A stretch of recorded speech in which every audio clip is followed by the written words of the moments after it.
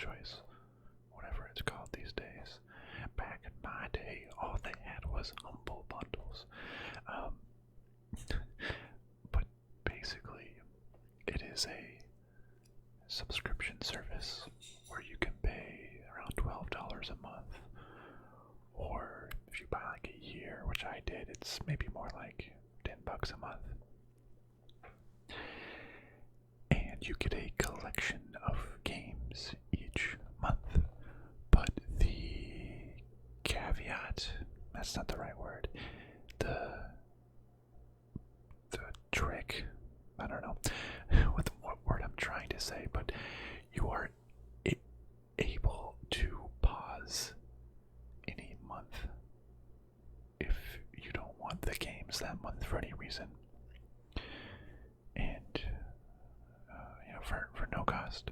Basically, if you buy a year, you get 12 credits. And, if you only spend, if you pause every other month, you can extend it over 2 years. So, every month when a new collection of humble games gets introduced, I go through each game, read reviews, description, what have you, and sort of rate it on how likely I am to play it. Thumbs up, thumbs down, meh. And if it would be worth my $10 or $12 for that month. Now I have a just absolute ton of games on Steam, so they really have to stand out for me to want to play them. So this time we have 8 games, and those games are Star Wars Squadrons, Phoenix Point Year 1 Edition, Call of the Sea, Gamedec, Pumpkin Jack, Siege Survival, Gloria Victis, I Am Fish, SUPERHOT, Mind Control, Delete. Pretty good collection of games.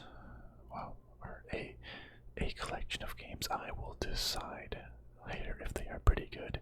I am the judge, jury, and executioner. So yeah, let's go through each one, give it a rating, come back, and then make the final decision of if I should buy this month. First game, Star Wars Squadron. Master the art of starfighting combat and the authentic piloting experience. Star Wars DM Squadrons. Feel the adrenaline of a first-person multiplayer space dogfights alongside your squadron and buckle up in a thrilling Star Wars DM story. Released a couple of years ago. 71% overall, 57% recent reviews. That's not good. Why another EA Star Wars game with no new content? The game sucks and it's boring. Great game when it was released, but now has less than 100 players. Makes me glad that EA lost licensing to Star Wars. It's okay. So it sounds, from what I know of this game, there is a both a single player campaign, and I've played a lot of the EA Star Wars single player campaigns, like the Battlefront ones. It's like they're pretty generic, pretty basic, just set pieces mostly. They're fine, they're kind of, they're enjoyable, but they're not super great. And then there is the multiplayer online combat. Just sounds like it's sort of dead in that regard. Now this game is on my wish list because I want to play it, but I will also say this. This game is, along with every EA game, is part of Xbox Game Pass, which I also own. If you're not aware of Xbox Game Pass, basically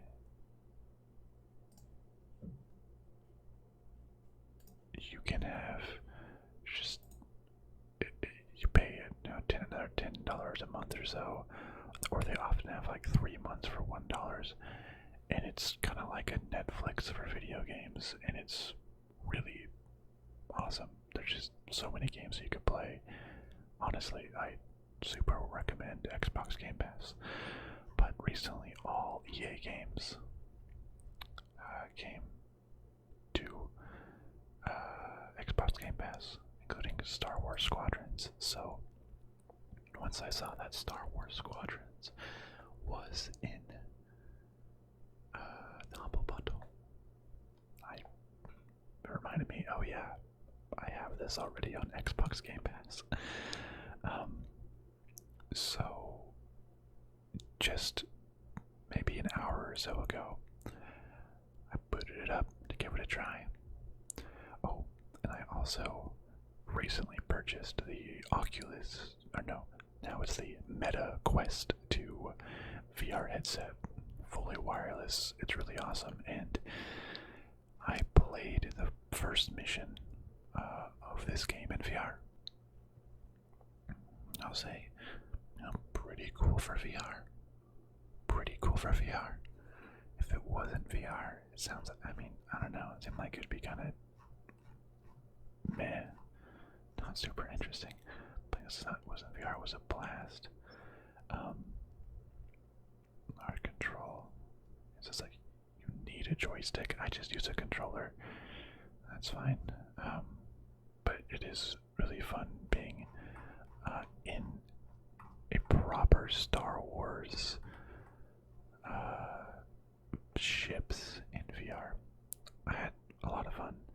Without VR, it'd be pretty generic. Probably wouldn't recommend. But like sitting inside of a TIE fighter, looking around and like seeing a little cockpit and everything, that was cool.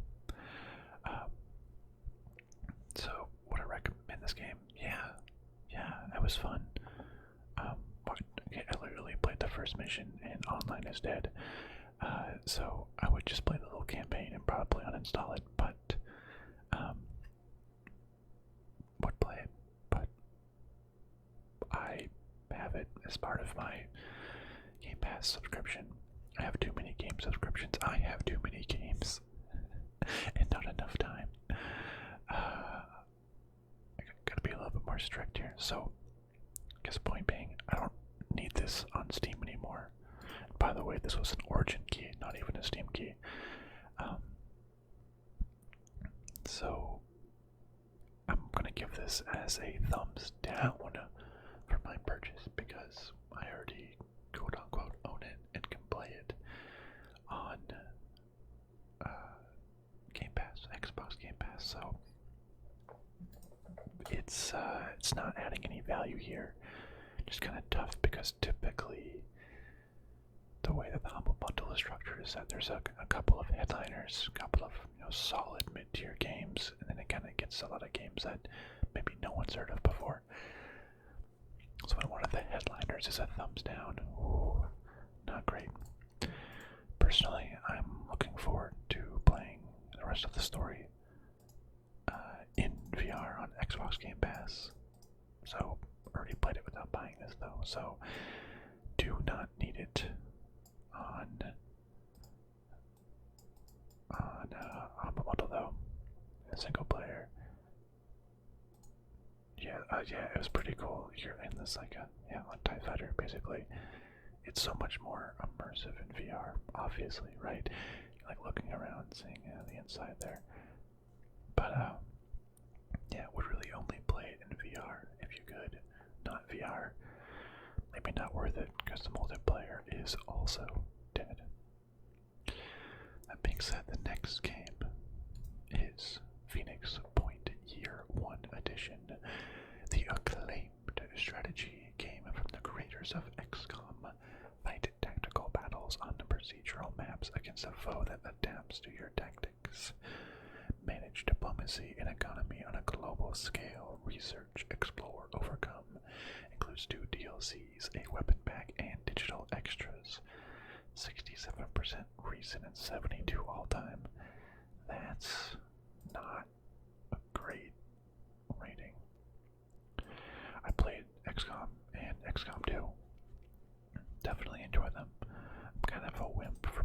characters dying. So either play on an easier difficulty or have some mods or something, or don't care about save scumming. I know, I just like, I love character creators and having little people and telling little stories as they go along. Like, oh my god, this guy almost died, but he lived through it because he's, you know, he's awesome. And if they died, it's, I guess it probably makes for good storytelling, but I don't like it, okay? I get attached to these fictional characters. So I enjoyed XCOM. Just use Overwatch all the time. It kind of looks like XCOM. I mean, it says it's from the creator of XCOM, but it has pretty bad reviews, relatively. People are saying, I'm still on board. After 40 hours, can't save game. Oh, so other save files have been deleted. Okay. Potential there. Textbook examples of dead not trying to tasks. Game forces you to go a specific way on a final mission. Starts to become how deeply flawed it was. It just throws you in a pretty obscene situations. Oh, to XCOM.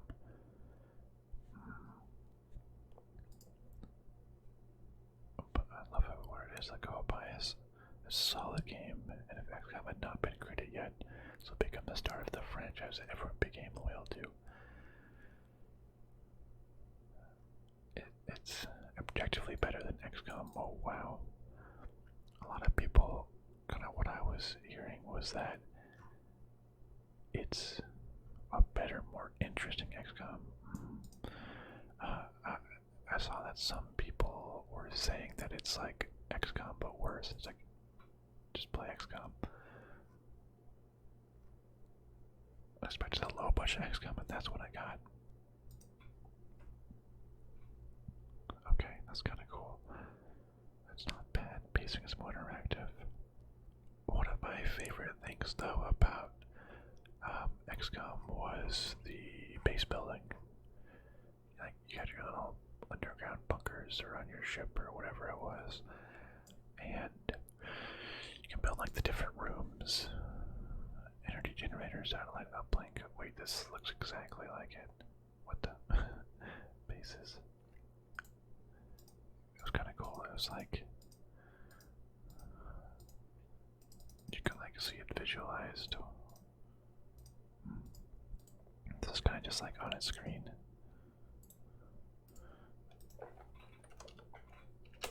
XCOM. Yeah, it's your little. Where's your little building? Come on, there's no screenshots anywhere. Okay. Actually, maybe if you can explain, we'll just have it down here. I want base building.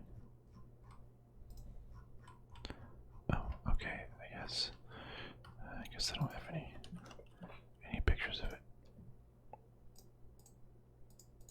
Okay, here it is. XCOM 1. You had your little base underground. You can build like different rooms, spend resources, and it would like allow you to train people differently. You know that. I don't know. I like the management aspect.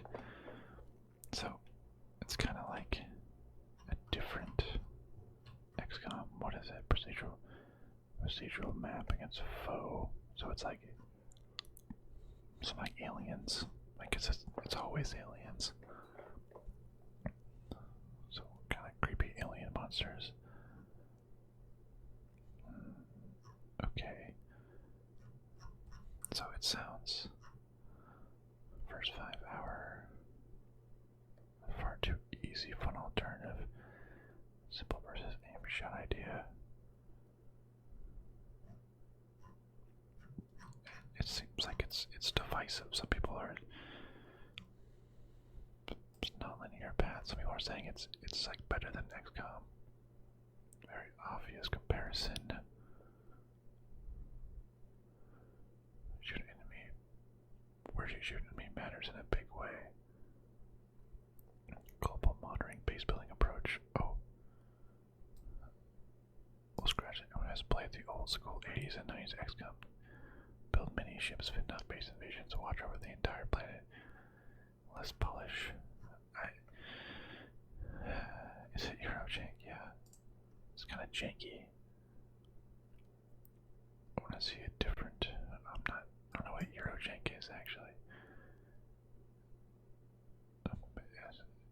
Yeah, I don't know. The not great reviews are really throwing me off. I liked XCOM, but I don't know. I'm gonna give this one a meh. A meh.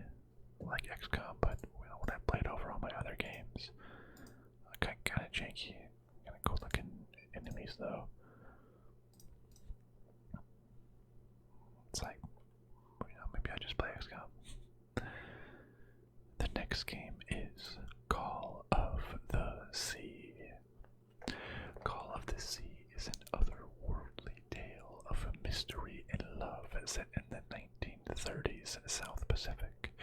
Explore a lush island paradise, solve puzzles, and unlock secrets in the hunt for your husband's missing expedition.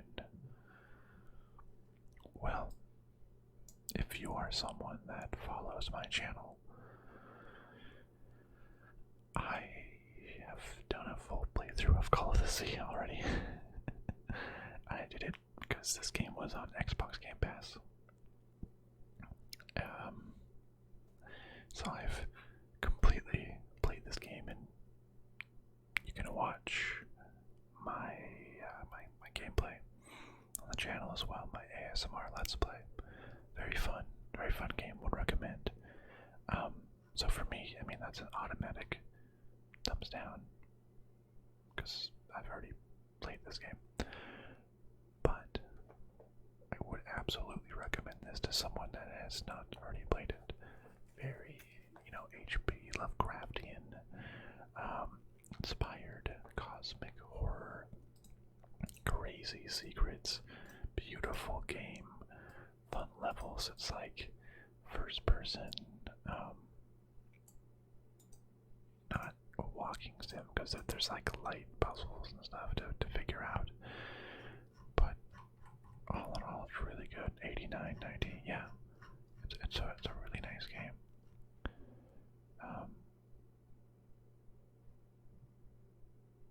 This is exploration game of Nora trying to find her husband. Yeah, it's not hard, challenging puzzles. Yeah, they're fine. They're mostly just fine puzzles. It's nothing hard. Finished the game in 8 hours. Yeah, you can just look around a little bit more. Kind of predictable story at times. Yeah, she just kind of talks a lot. Voice actors is really good. Kind of just reads all the different lines. I don't know.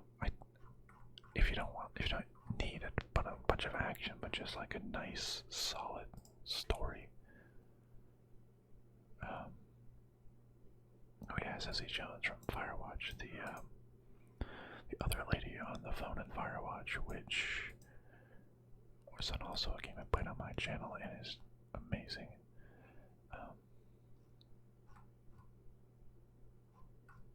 Would you call this H.P. Lovecraft inspired?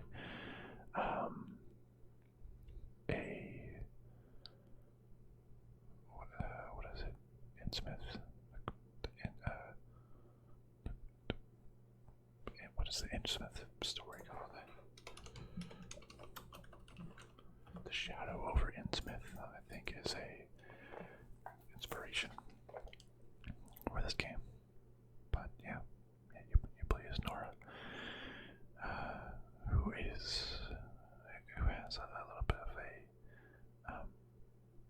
a sickness, and your husband went out on an expedition to find a cure for what's ailing you.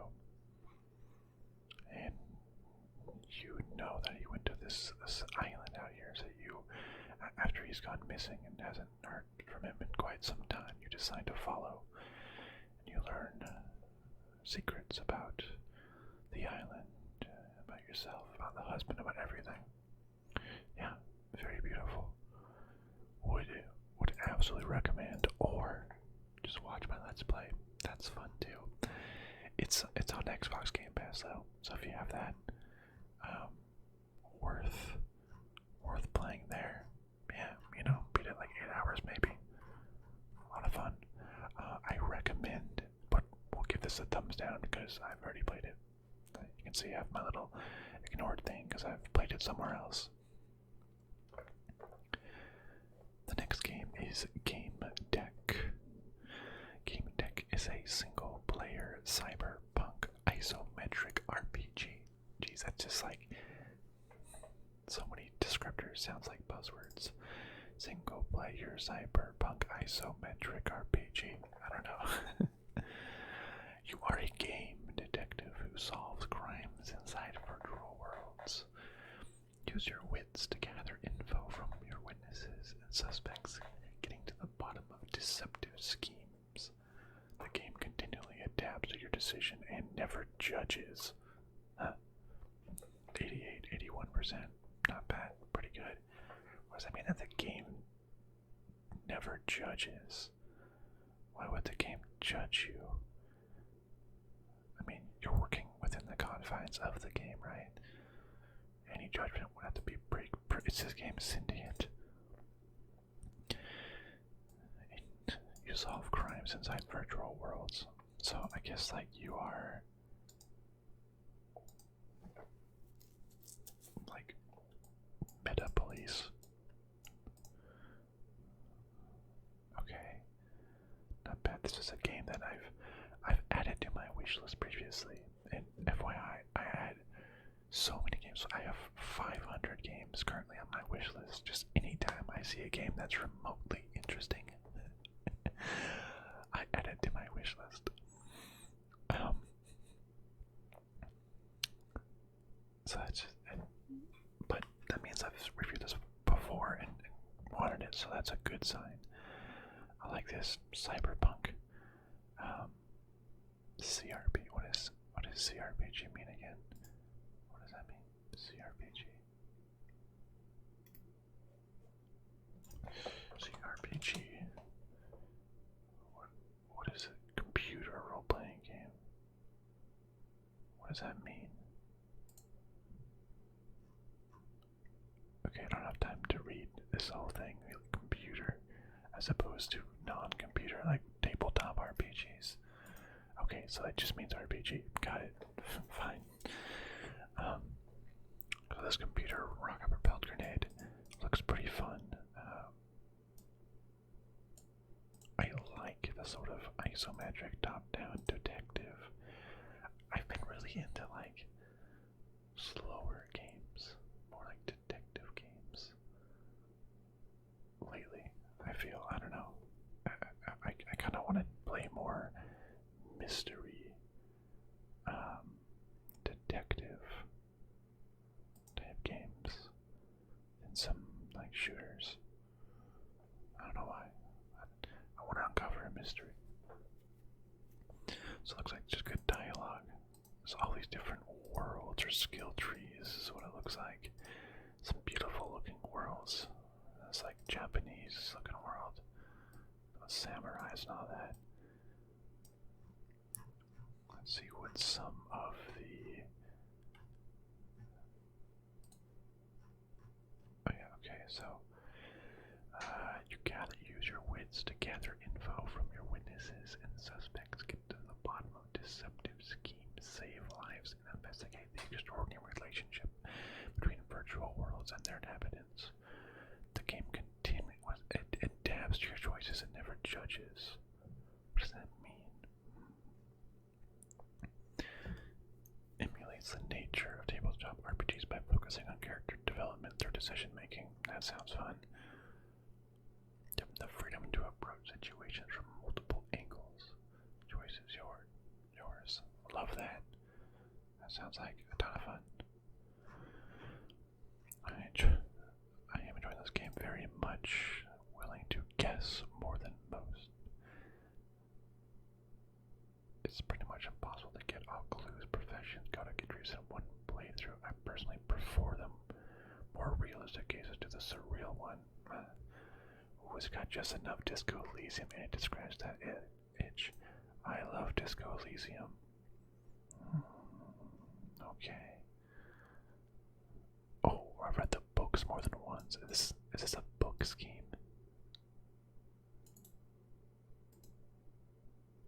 Is this a book? Gamedec. Just wait.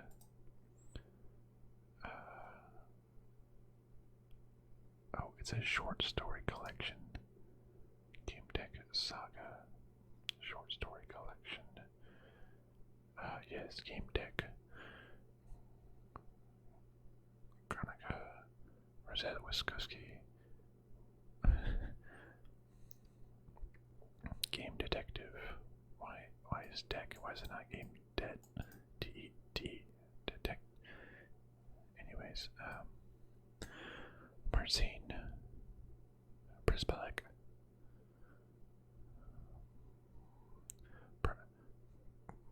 Prispelek.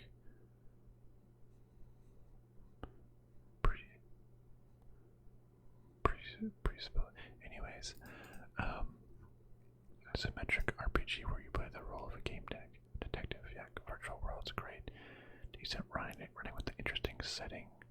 Lots of focus on the digital world. Hack parts of the game to benefit you. Create new code. Influence emotion with ads. Knowledge of medical and body language, becoming a YouTube twist podcast style personality where people can be influenced with their real world fame. That sounds cool. Gain notes on people.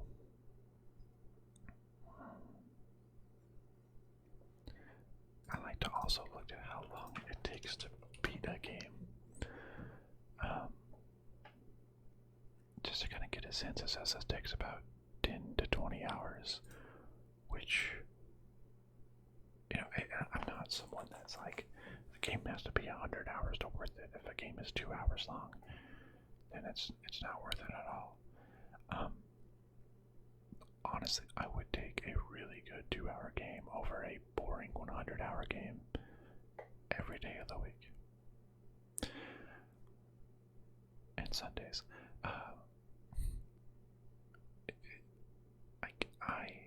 I have a full-time job. Like, playing a 100-hour game kind of sounds exhausting at these points. I've been really enjoying games that are like 8 to 15 hours long. Like, you can just get like really absorbed in it in like a weekend. I recently played the Turing test on Steam. Maybe it was like a 6-hour game or something. I don't know. But like, to just beat a game in a weekend instead of like over a couple months feels really nice. So this being 10 to 20 hours, like that, honestly, that sounds really good to me. A nice game for one playthrough, pretty solid. RPG nails the detective side pretty well. You actually have to decide things. I love it. Choices within missions feel impactful. Choices don't matter. Pretty buggy. You're the sum of your choices. Story is great. I mean, this sounds really cool to me. Game Detective. Poor translations. Studios in Poland. So there's translation items, but this isn't Disco Elysium, but it's trying to be Disco Elysium. Blunt with its exposition. I don't know. I'm giving this game a definite thumbs up. This sounds fun to me. It sounds like it's a really good itch that I'm trying to scratch. Fun. Kind of detective, a little slower. Good world building. Good story. Yeah, that sounds fun to me. Thumbs up. Next game is Pumpkin Jack. Pumpkin Jack is a spooky, scary 3D platformer in which you embody Jack, the mythical pumpkin lord. Dive into an epic adventure, capitalize through otherworldly landscapes and help the evil annihilate the good. adventure is capitalized. 89 to 93% action adventure 3D platformer. Okay. So I've never heard of this game before. Seems like a little screenshots don't give it a lot of justice. It's no like gameplay screenshots. Let me see. Christmas trailer, announcement trailer, launch trailer. Just want to see like some gameplay. See, it's kind of like a hack and slash. Kind of jumping around, little platformer, very colorful. Explore a cursed world. Okay, so you're jumping around. Yeah, 3D platformer. Looks like a cute, kind of like older for kids. Looks kind of, I don't know. Looks a little generic to me. Jumping looks very indie. But good job, Nicolas Maisonnier. Nicolas Maisonnier. Let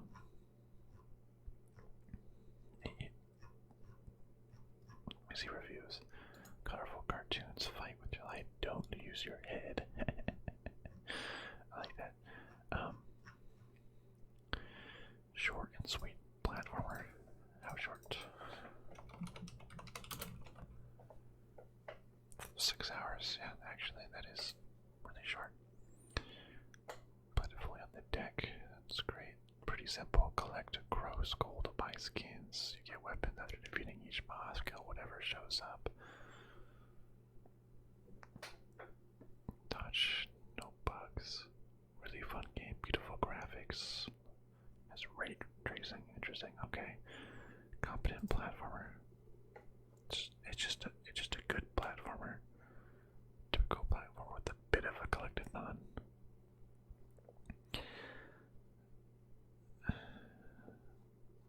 Yeah.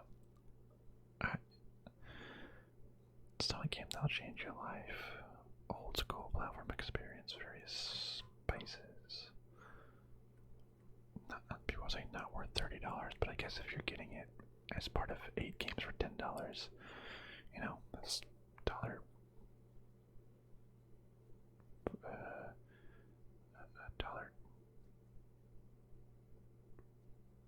$0.10. No, $1.08. I don't know. Don't math me on this. It's great and enjoyable. Platforming, fighting, riding, and dodging minigame. Hey, this just. I guess it's just not fun, yeah. People are saying it's okay, it does seem like it's kind of repetitive. Beaten under 4 hours, not challenging, kind of seems just like a very basic platformer. And like, I didn't grow up playing like the Mario 3D or the Spyro or a lot of those platformers. I don't know. It feels like old school, feels pretty basic. A lot of games are like it. Sounds like it does what it does well, but it's just not something that I'm interested in personally. Maybe more towards like kids or very casual. But that's not exactly what I'm looking for and what I want to play. So I'll give it a meh, because I'm sure it's good, but it's just giving me a meh vibe right now. Collectathon, that doesn't sound fun to me, because it's pretty quick. You just jump around, do attacks. Yeah, meh. I don't know, meh. I want to like it, but meh. The next game is Siege Survival Gloria Victis. A medieval city under siege, and a handful of civilians are all that keep the walls from falling. Mixing survival, strategy, and resource management. Build your camp, craft supplies, and scavenge the occupied city to supply the last troops holding back the invaders. Reviews in the 80%. It's not bad. Single player strategy, survival, immersive sim. Rainwater collectible. Not usually big on survival games because I don't want to be stressed out. It's like, you need food now. Hurry up, idiot.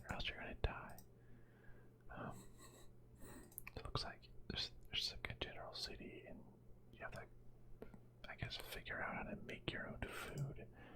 2021, the graphics kind of make it look older. Looks like you craft things. That is not in a castle, that's just like a ravine. Looks like a Wild West game. Trying to like, I like this stuff, this like narrative decision making. You approach an old, rotten door.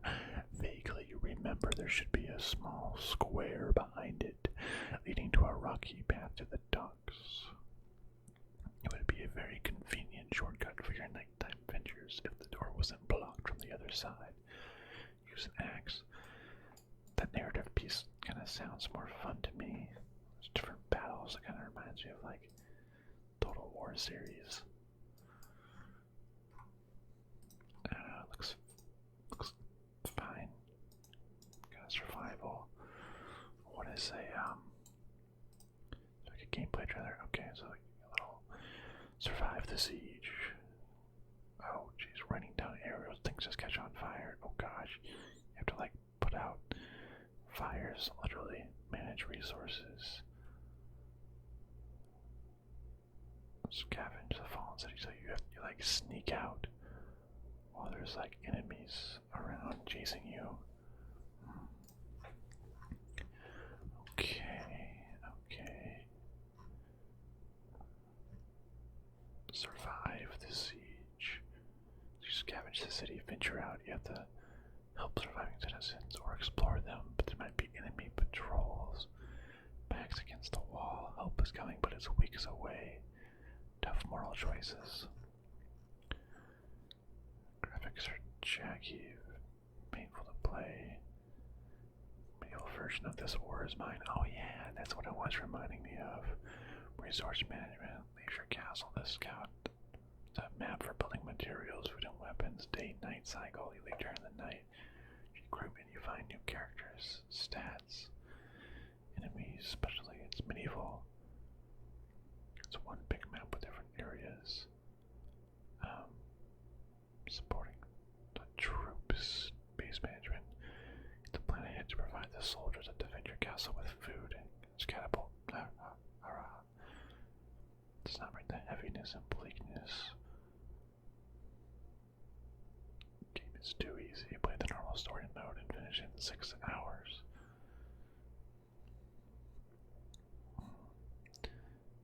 Not too simple, not too deep. This game is meh. Yeah, a copy of This War Is Mine. That's interesting. How people are saying that's interesting. Yeah, the people, it's a copy of This War Is Mine, so it's a different life cycle. That I can see it. Then you have like your little like area, and you can do the different actions on different buildings around. Make little choices. Sneak out on the map. Okay. Storm playing was kind of fun until it gets very stressful.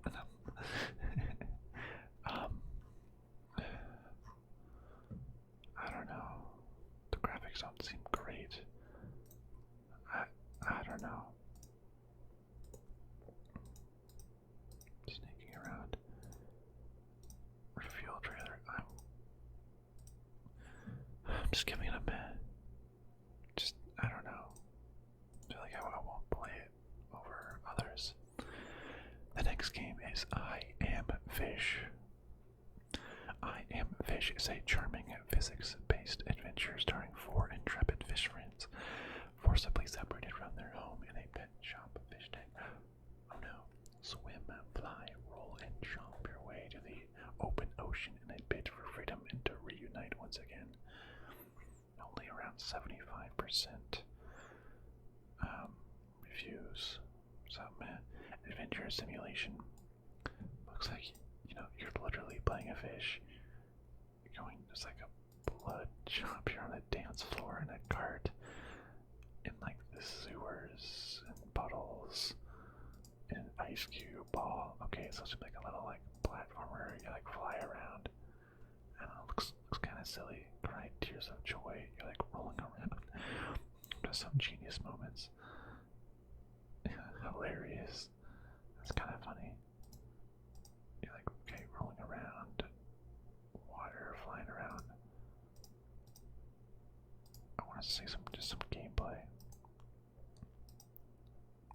break the video player. Just Finding Nemo, friends. Okay, well, I broke the video player. But it looks kind of silly, like rolling around, trying to avoid everything, find friends. I don't know. It looks kind of cute. Like outside the bowl. I wonder if it's like really linear, or if it's really like, or if it's like a really hard game, like a lot of trial and error. It may look like a piece of hockey to play. Actually, the controls are deliberately designed to be challenging with an additional layer of added boss-style controls. Won't be like shooting a fish in the barrel.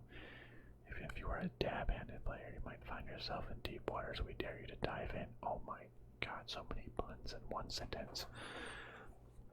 Okay, so it's like going to be challenging because it's like you're controlling a fish inside of like another object. So it's going to be challenging. What do people say? Gameplay is tedious. Dying for no reason. Simply not fun. You'll do a long time dealing with the slow and tedious gameplay.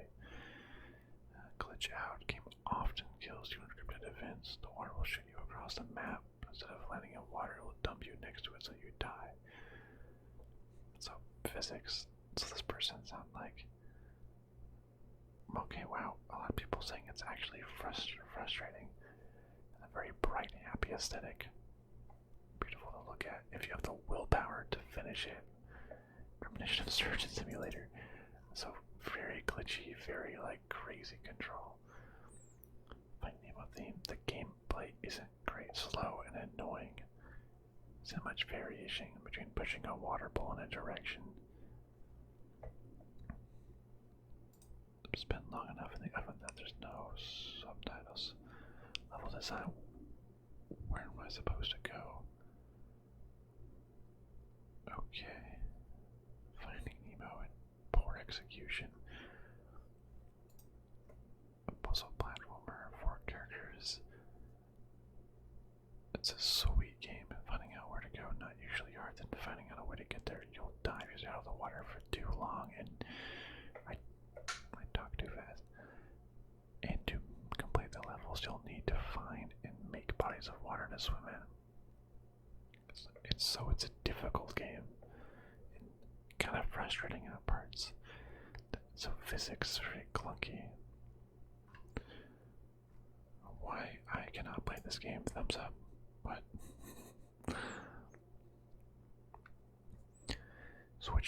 Switch to an easier control scheme, and you've got yourself a charming puzzle platformer. Feels like a Pixar short, very fun, but it's challenging, somewhat frustrating. So some people get frustrated with the physics piece. I don't know. I think it's cute enough that I'd give it a try. I'm gonna give I Am Fish a thumbs up. I'd give it a try. If it's too frustrating, I'll just not play it anymore because I don't have to. And the last game is SUPERHOT. Mind Control Delete. SUPERHOT. SUPERHOT. SUPERHOT. If you've ever played, I guess just the description, the long-awaited third game in the groundbreaking SUPERHOT franchise, Mind Control Delete, gives you more insight into the world of SUPERHOT, more story, more signature gameplay. Keep dancing the slow-motion ballet of destruction for so much longer than ever before. 86 or so percent reviews. Now, I'm trying to see what the complete SUPERHOT bundle. It's the first game, VR, then Mind Control Delete. Because what you'll see is I already own SUPERHOT Mind Control Delete. I don't remember how. It might have been given away to everyone that already owned SUPERHOT. But this game is so fun. If you've not played the first SUPERHOT, I would recommend playing it. basically time only moves when you do. So there's these enemies that's kind of this like poly. They may shoot a gun at you, but the bullet, if you freeze, the bullet will freeze in midair. So it gives you time to think of what to do, like to duck around it and like do a dodge, pick up your gun, aim, and shoot, and like it's just really tactical and chaotic at the same time. See if there's like a little demo. So like you can hold still, shoot a lot of things, deflect it, you can throw. I see like a time if you, so you like kind of move in slow motions. Oh, you can hit the bullet, grab the gun, shoot, dodge above a window. It really is just absolute chaos. And it was so much fun to play. Now it's time only moves when you move. No regenerating health bars. Yeah, like you die in one hit, and the enemies die in one hit. More storage, more weapons, more enemies, more purpose. And then it's like a ballet, because like things freeze. Only moves when you move, so you go slow. Yeah, you can think about what to do. So what are people saying? Very good experience, highly expanded from the original. Some of it is very challenging. Feels like a bad DLC. It's mostly the same as the original. A few new concepts. If you wanted more from the original, get a little bit of spice, you get what you wanted. So they're saying that the story isn't very good. There's just no substance, fake elaboration from the lore.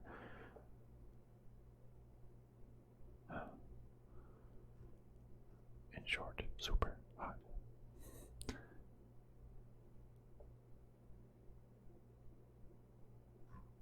Interesting. Innovative shooter. So, okay. So, super hot. Ton of fun. I mentioned how I got VR.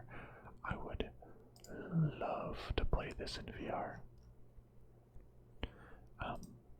That sounds like so much fun.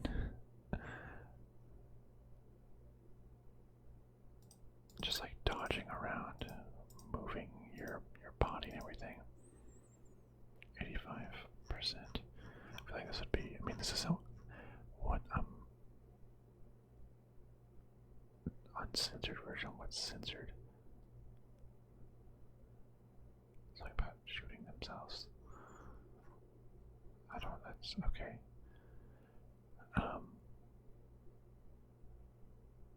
So yes, you can like do Matrix mode. You can, I mean, you really can. It's like bullet time in the Matrix. You can like lean backwards, and the bullet will go over your head. Yeah, you can't turn, or can you move the controller? So you have to move. Oh wow, that's weird. So yeah, you need a huge area. But for mind control delete, I would say you really should start with the original SUPERHOT. If you don't have that, you probably wouldn't pick this up. But SUPERHOT, ton of fun. It was a lot of fun. Actiony, kind of like a Hotline Miami or something, but first person. Everyone dies at one hit. It's like that kind of game where like you'll repeat a level many times, trying to kill everyone before they kill you, and eventually getting it right. So it has the really cool mechanic of like time only moves when you do. Someone can shoot a bullet's coming at you, and you have to be like, okay, how can I dodge this? You can move out of the way slowly as it passes you, or get your sword ready, cut the bullet, take a knife, throw it. It feels like the Matrix, a ton of fun, but you need the original SUPERHOT. So, all that being said, and kind of like Call of the Sea, I'm recommending it, but I already own it, so downvote for me. So let's do a quick recap of the 8 games in this Humble Bundle. It was 12 before, and sometimes 10, and now there's 8.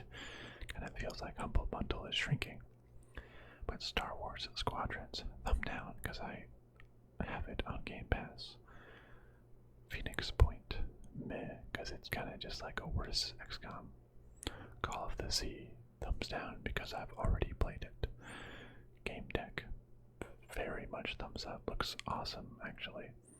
Pumpkin Jack, meh, looks kind of just like a basic platformer. Siege Survival, Gloria Victis, just kind of meh.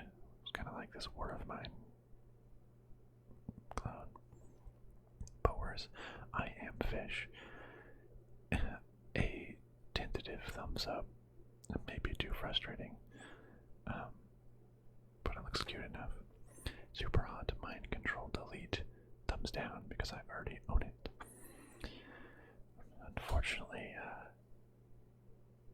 owning 3 of the 8 games, this might be the most I've owned in a bundle before, really is going to make it hard.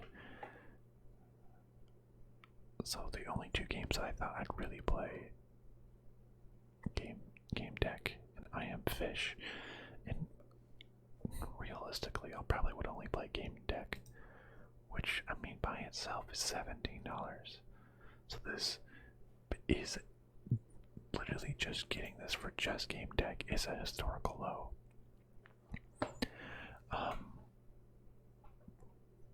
But I just can't justify it with Star Wars Squadrons, Call of the Sea, and SUPERHOT being games that I have already played or already own.